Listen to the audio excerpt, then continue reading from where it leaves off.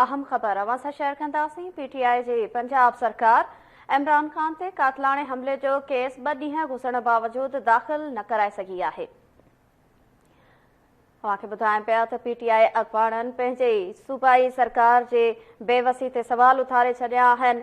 शाह महमूद कुरैशी चयो आहे त पंजाब में पीटीआई जी हुकूमत हुअण बावजूद केस दाख़िल छो न थी सघियो आहे।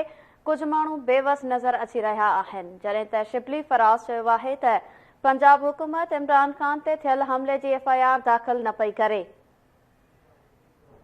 पीटीआई सेनेटर एजाज चौधरी भी चयो आहे त पंजाब में हुकूमत हुअण बावजूद केस दाख़िल न पियो थिए, अहिड़ी हुकूमत जो कहिड़ो फ़ाइदो।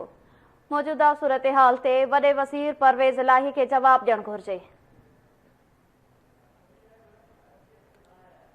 आम ख़बर अवां सां शेयर कनि पिया। पीटीआई जी पंजाब सरकार इमरान खान ते कातलाणे हमले जो केस 2 ॾींहं गुज़रण बावजूद दाख़िल न कराए सघी आहे।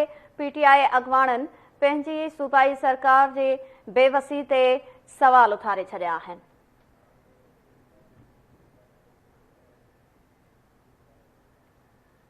शाह महमूद कुरैशी चयो आहे त पंजाब में पीटीआई जी हुकूमत हुअण बावजूद केस दाख़िल छो न थी सघियो आहे। कुछ माण्हू बेवस नज़र अची रहिया आहिनि, जॾहिं त शिबली फराज़ जो चवणु आहे त पंजाब हुकूमत इमरान खान ते थियल हमले जी एफआईआर दाख़िल न पई करे। पीटीआई सेनेटर एजाज चौधरी चयो आहे त पंजाब में हुकूमत हुअण बावजूद केस दाख़िल न पियो थिए, अहिड़ी हुकूमत जो कहिड़ो फ़ाइदो।